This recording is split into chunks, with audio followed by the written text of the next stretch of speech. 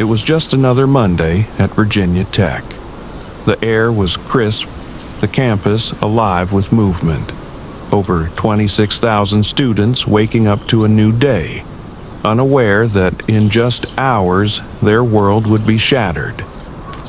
At the time, what we didn't know was a student who was on our campus that I had no prior really interaction with had extensively planned and researched a very serious attack. Shortly after I walked into class that morning, he followed shortly after with 3 chains for 3 doors, 2 handguns, and 400 rounds of ammunition.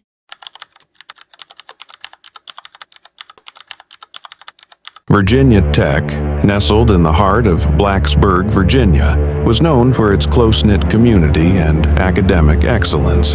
But beneath the surface of this vibrant campus, a storm was brewing. Cho Seung-hoi was not always a monster.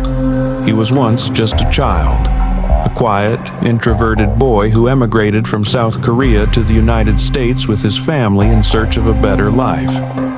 But somewhere along the way, that child became something else, something far more dangerous. From a young age, Cho exhibited signs of severe social anxiety and depression. His silence wasn't just shyness, it was isolation. And over time, isolation can turn into resentment.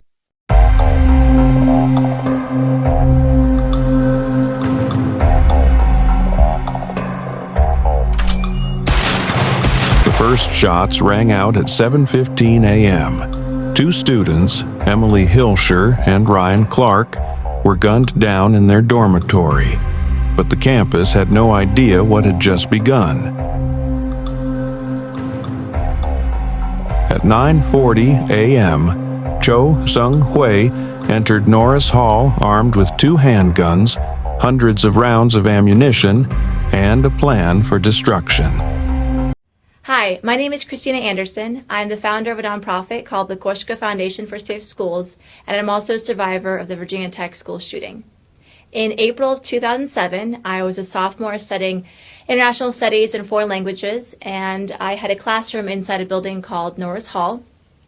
At the time, what we didn't know was a student who was on our campus that I had no prior really interaction with had extensively planned and researched a very serious attack.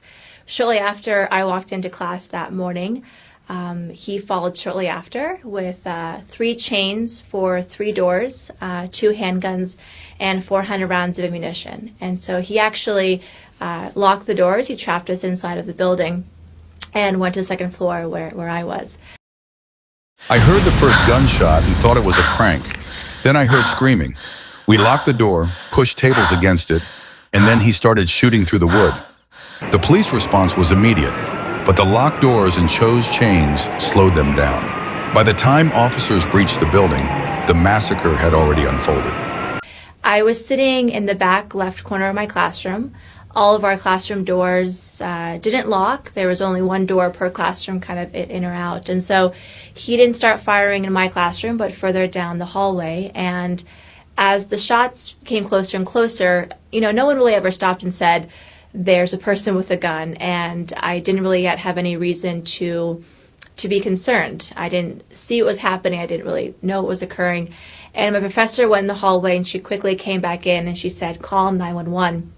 And those seconds, I kind of went towards the floor, and I hugged the desk that was around me.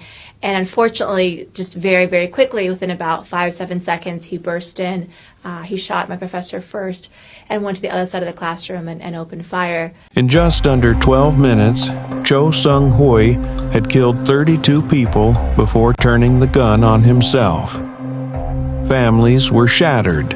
A campus was left in mourning, and the nation was left with questions that still haunt us today. For the next about 11 and a half minutes, he would wound every single person in my classroom but one, and he entered into our classroom several more times. And so I was shot twice in the back. Actually, when I first started to kind of share my story and meet with different groups, I said I was shot twice in the back. The truth is, second time I was shot in my butt, which does hurt, I'll be honest. Virginia Tech shooting reignited debates on gun laws, mental health, and campus security. But did we learn anything? Or are we still doomed to repeat history? Sunday, April 16th, marks 10 years since a gruesome massacre at Virginia Tech University. 33 people were killed. As the country mourns and remembers this painful tragedy, one survivor of the shooting refuses to give up his fight for gun safety measures in an effort to save lives. Don Champion reports. It's hard to believe that it's been 10 years since the shooting. A decade later, the Virginia Tech shooting still haunts survivor Colin Goddard. I've replayed that morning over and over and over again. Memories aren't the only reminders. He still has 3 bullets in his body.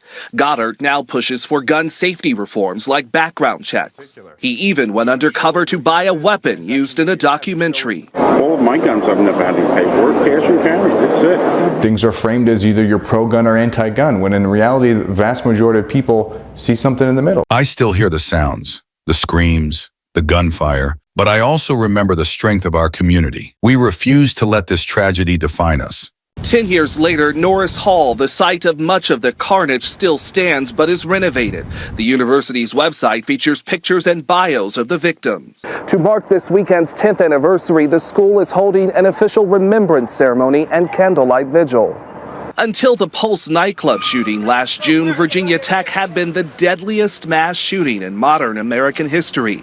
Gerard Larson helped console people at Virginia Tech and fears the nation has become desensitized to gun violence. I do think in a community it becomes a concern about whether or not we are truly neighbors to one another anymore. Goddard, who is now married with a child, vows to keep fighting. We are better than this. We do not have to accept that gun violence is part of American culture. And even though gun safety reform has stalled on Capitol Hill, he is proud the movement is finding success at state levels.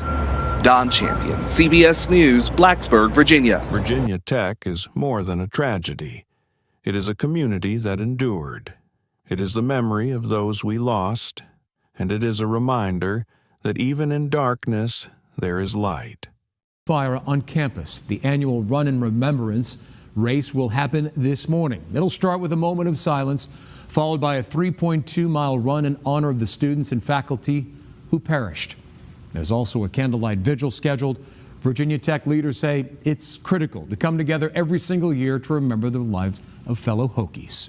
Well, when you go back 15 years, what helped Virginia Tech through this incredibly tragic event was being together. And there are iconic images of Virginia Tech's convocation, of Virginia Tech's initial candlelight vigil, and all of the gatherings that came.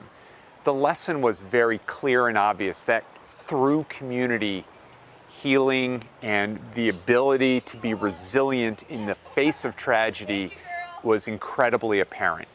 And that is the lesson that we take forward through each annual Day of Remembrance. You can participate in the Remembrance Run virtually. That information is on the school's website.